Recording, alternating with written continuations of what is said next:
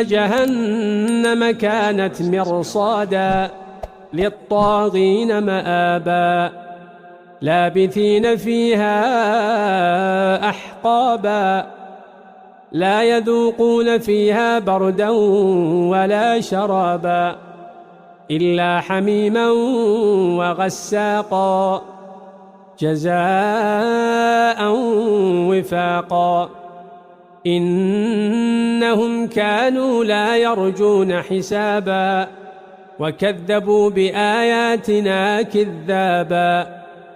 وكل شيء أحصيناه